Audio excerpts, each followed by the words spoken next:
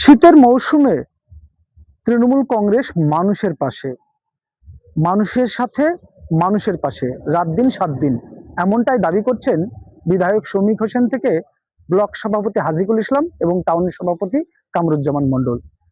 ডোমকল পৌরসভার 6, 18 এবং 20 নম্বর ওয়ার্ডে প্রায় 3000 সাধারণ অসহায় গরিব দুস্থ মানুষের মধ্যে শীতবস্ত্র বিতরণ করা হলো।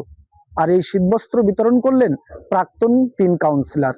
জানা গিয়েছে টাউন তৃণমূল কংগ্রেস সভাপতি কামরুজ্জামানের নেতৃত্বে এবং 6 নম্বর ওয়ার্ডের প্রাক্তন কাউন্সিলর নুরাবুল ইসলাম, 18 নম্বর ওয়ার্ডের প্রাক্তন কাউন্সিলর শামিউল ইসলাম মার্শাল এবং 20 নম্বর ওয়ার্ডের প্রাক্তন কাউন্সিলর রফিকুল ইসলামের উদ্যোগে প্রায় 3000 অসহায় গরিব দুস্থ মানুষের মধ্যে এই শীতবস্ত্র বিতরণ করা হয়।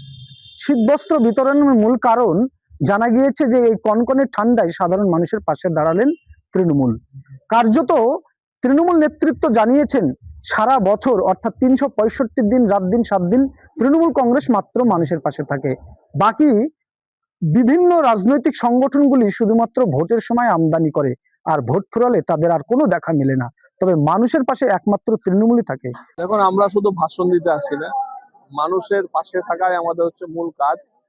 এবং আজকে 6 নম্বর ওয়ার্ড, 18 নম্বর ওয়ার্ড এবং 20 নম্বর ওয়ার্ড, 3টে ওয়ার্ডে আজকে আমরা সাধারণ মানুষের হাতে শীতের উপহার তুলে দিলাম।